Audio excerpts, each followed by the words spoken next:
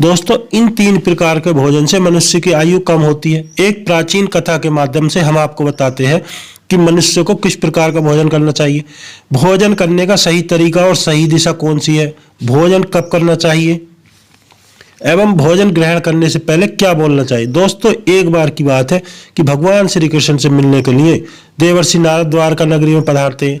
भगवान श्री कृष्ण देवर्षि नारद को देख करके उनका स्वागत करते हुए कहते हैं कि आइए देवर्षि, द्वारिका में आपका स्वागत है। आज किस प्रयोजन से आप द्वारिका में पधारे हैं? अवश्य ही कोई महत्वपूर्ण समाचार लेकर के आए होंगे। तब देवर्षि नारद कहते हैं, प्रभु आप सब कुछ जानते हैं फिर भी पूछ रहे हैं। मैं आपके पास आज मेरी एक शंका का निवारण करने के लिए आया हूँ। कृपया आप अपने इस भक्त की दुविधा को दूर कीजिए। तब भगवान श्री कृष्ण मुस्कुराते हुए कहते हैं कि हे देवर्षि, मैं जानता हूं कि आप किस कारण से दुखी हैं और आपके मन की दुविधा को मैं जानता हूं।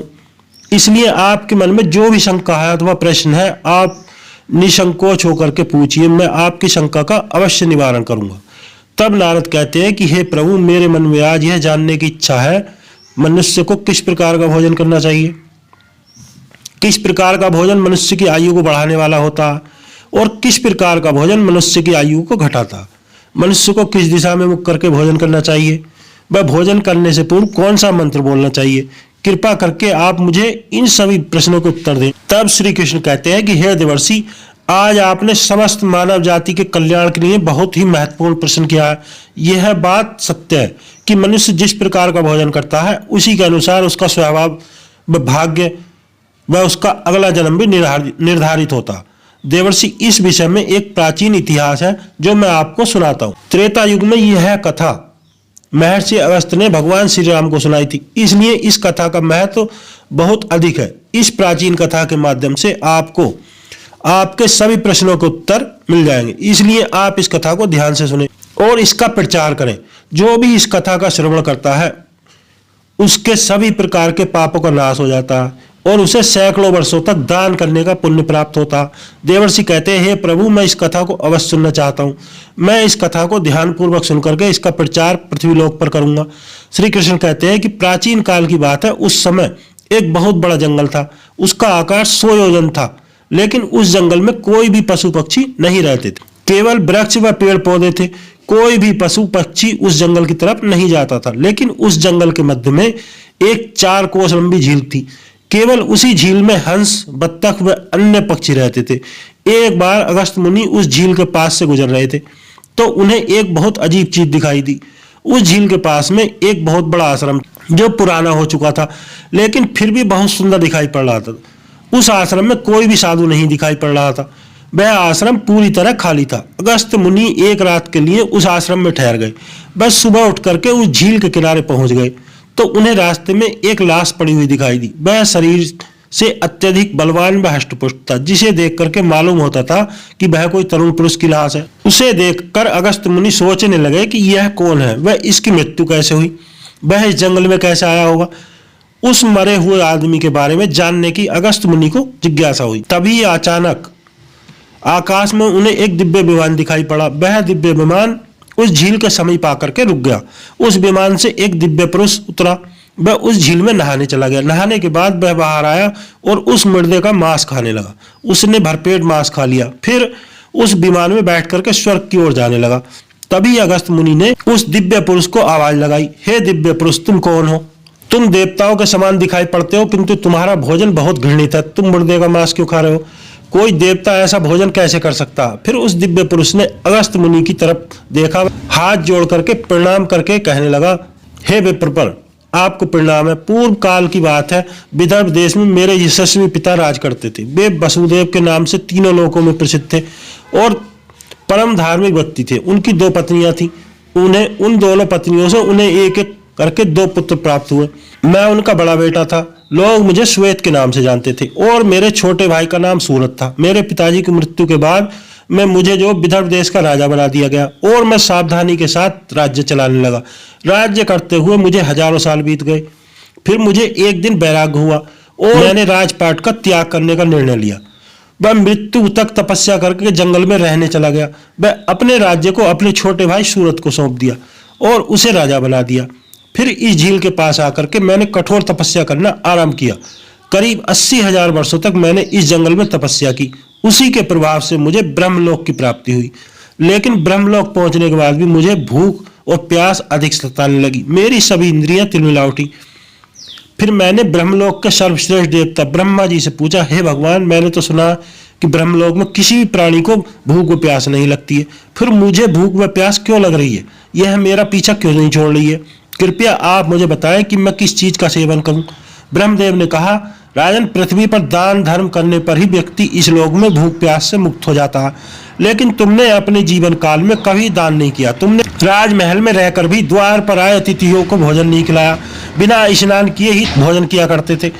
भोजन शुरू करने से पहले तुमने कभी ईश्वर का धन्यवाद नहीं किया। स्वादिष्ट भोजन को दूसरों को दिए बिना तुमने ग्रहण कर लिया। इसी कारण तुम्हें यह पाप लगा। इसी कारण तुम्हें ब्रह्मलोक में भी भूख और प्यास का कष्ट उठाना पड़ रहा है। जीवित रहते हुए तुमने अनेक प्रकार के आहारों का अकेले ही सेवन किया। अनेक प्रकार के पकवान तुमने अकेले खाए हैं, जिससे तुम्हारा शरीर तो बलवान हो गया, किंतु तुम्हारा पुण्य क्षीण हो गया। अब तुम्हारे लिए एक ही उपाय है। उस झील के पास तुम्हारा शरीर पड़ा है, उसी का मांस खा करके अपनी भूख मिटाओ। ब्रह्मा जी द्वारा इस प्रकार कहने पर राजा ने कहा, अपने शरीर का भक्षण करने के बाद मेरा क्या होगा? उसके बाद मैं क्या खाऊंगा? मेरे खाने के लिए कुछ भी शेष नहीं रहेगा। कृपया कुछ ऐसा भोजन बताएं जिससे भूख मिट जाए, जो कभी खत्म ना हो।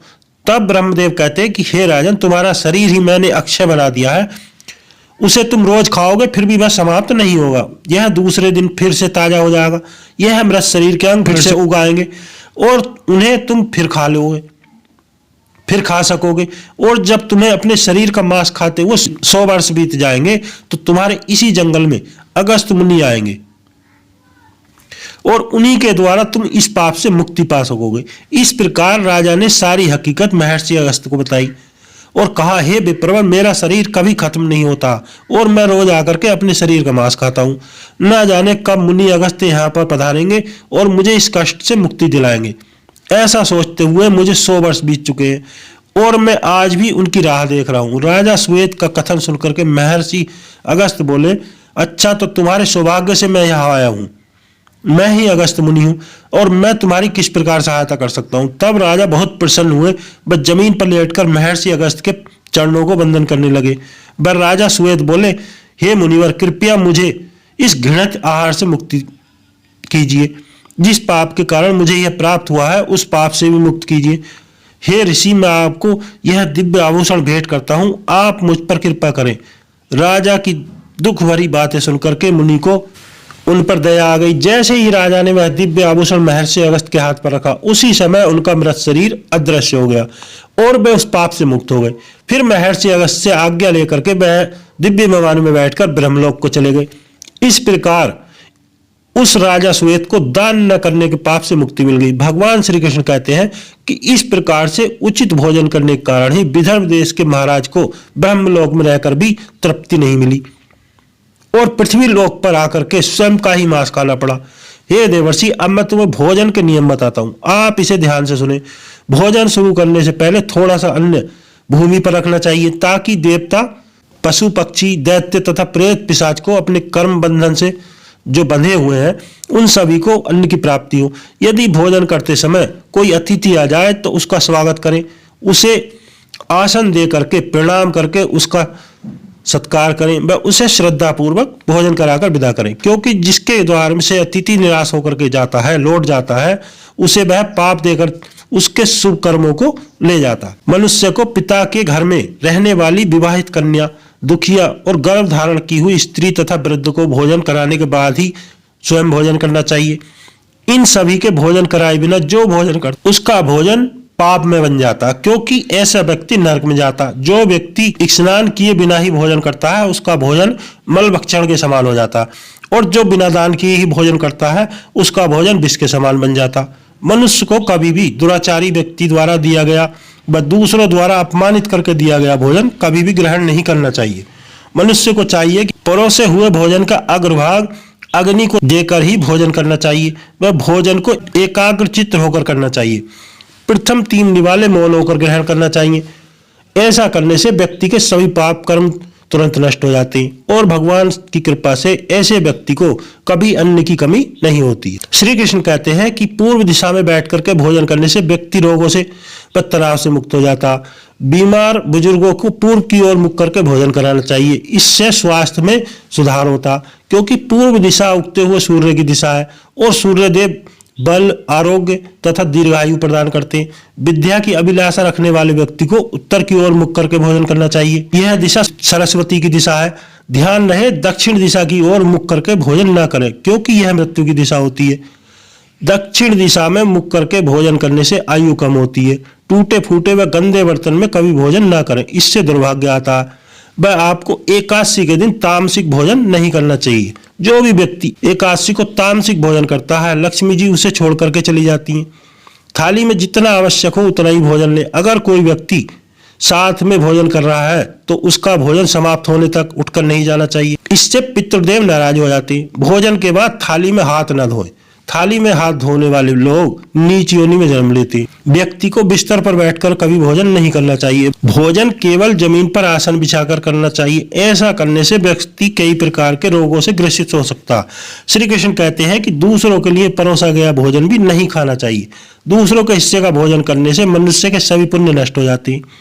पवित्र आसन पर बैठकर अपने पैरों को भूमि पर रख करके पूर्व की ओर सूर्य अभिमुख होकर भोजन करना ही श्रेष्ठ माना गया। भोजन के पात्र को भूमि पर रखकर भोजन करना सर्वश्रेष्ठ माना गया। शास्त्रों में इस प्रकार के भोजन को उपवास के समान माना गया। तो दोस्तों, इस प्रकार भगवान श्री कृष्ण ने देवर्षि नारद को भोजन करने का महत्व बताया। जानकारी अच्छी लगी हो तो वीडियो को लाइक करें व कमेंट बॉक्स में जय श्री कृष्ण लिखें व हमारे चैनल देसी मार्ग को भी सब्सक्राइब कर लें।